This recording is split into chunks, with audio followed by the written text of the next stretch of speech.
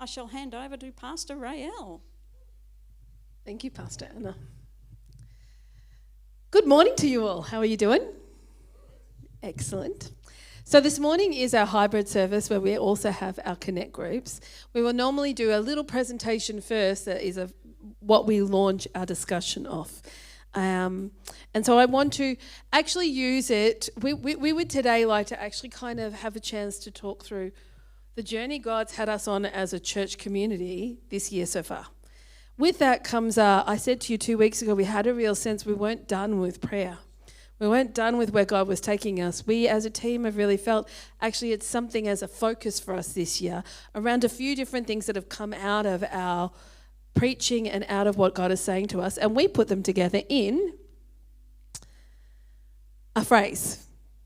Choose to dwell, fight, and anticipate. I'm going to unravel those 4 words. Choose, dwell, fight, and anticipate. But there's those verses. Now, we started our year with our Father in heaven, hallowed be your name. Your kingdom come, your will be done. This is the Matthew reference. The thought that it is we want to align ourselves to what God has for us. Coupled with so let's start with then our choose to. So there's a choice here that's available to us. If we go to the choose him, you know what? Actually, you are so on the ball. I'm not clicking, I'm not anything. And it's his first Sunday with us. It's not his first Sunday doing this job, but it is his first Sunday for us, and that's fantastic. You know what? What we sense that God has for us, and isn't it always the case? He has always given us a choice on whether or not that is what we will end up. We can choose to step in or choose not to. We can choose him or to go our own way. And so, part of me would go, there's such a sense of excitement about what God has that it's, come on, wake up people, let's go running.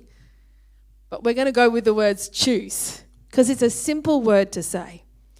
Will you choose to engage how he would like for you and us in this season? That's entirely up to you. We as leadership have determined we want to run after all he has, and we're inviting you to join us. Dwell. Pastor Robin gave us a beautiful sermon, a powerful sermon around the difference between a holiday home and your permanent home. And with a fairly powerful analogy about the authority that we have when she got Lachlan up and pretty much went at him because what authority does he have as a police officer? He doesn't. This morning we had a taste of dwell. Not just talked to, but Marie actually led us in a dwelling with him. This is his heart's desire for us. And actually the foundation of what we need. I have come to the conclusion that in marrying my husband, my life is not just one where I will hear punnier and punnier jokes, but as it happens, I am getting punnier and punnier. You become like what you swim in. You want a cautionary tale? No. Or a joyful tale, either way. An example of why dwelling is so important. We are made in his image, and the only way we will ever know how to live his image and be his image bearers is to dwell and swim in the pool of God, to be surrounded by him more than whatever else we are surrounded by. So we are pursuing passionately how we might dwell in his presence. Then fight with him. Now, I don't mean actually let's get into a fight with God because he'll win.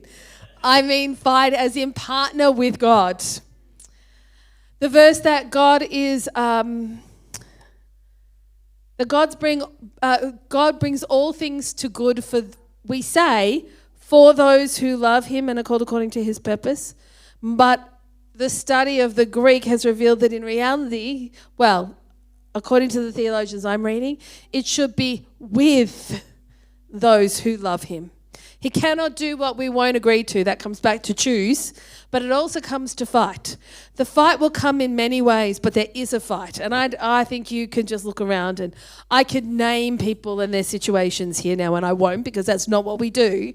But I could probably do it for just about every couple, for every person. There is something going on that's creating turmoil, that's creating a challenge for choice on whether or not we want to continue to step in. But we have a God who fights for us and fights with us, who is not given up, and who is bringing something more. We have such a strong sense that we need to anticipate his power and his glory. This is not just words to say. Where sometimes you can, and look, they're always true and they're always real, and he always does, but there is something significant in this season. Both when you take the other two verses, the Isaiah 53:18-19, that I think Anna preached with. See, I am doing a new thing. Do you not see? I have already begun. Do you not see it? I will make pathway through the wilderness. I will create rivers in the dry wastelands. There is coming a breakthrough.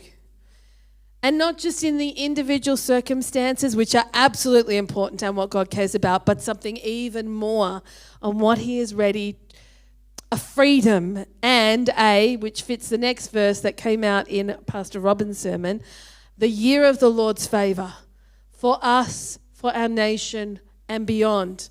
The Spirit of the Lord is upon me. This is Jesus saying these words. For he has anointed me to bring good news to the poor.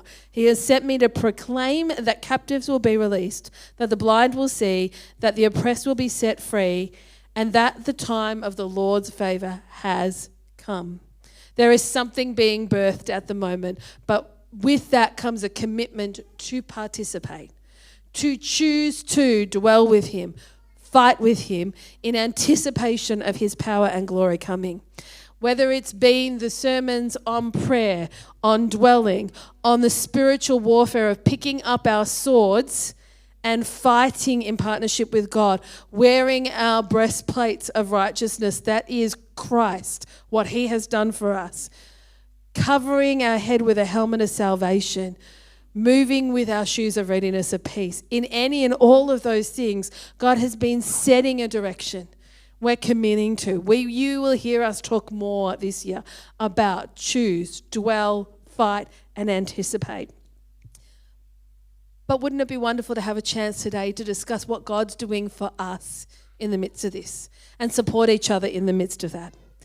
That's our focus. With that comes I think I did pretty well to pull that off in about 8 minutes. I think that's what I did, yeah?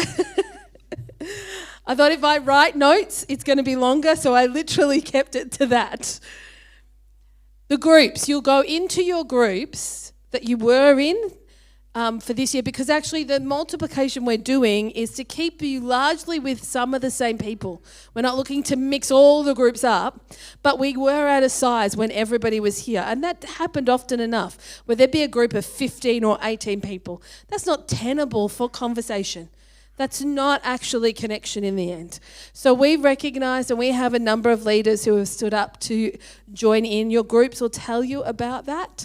But I want to recognise and thank both the new Di, who's taken on an overall new leader, like the head leader, whatever title you want to use for it, and the assistant leaders who are coming on board with that, which include, now let's see if I can remember them all, Peter Randall, Veronica, Mika and Pippa as new Connect group leaders, so that we can see things develop. Starting your groups is a chance to say a quick goodbye for that iteration of the group.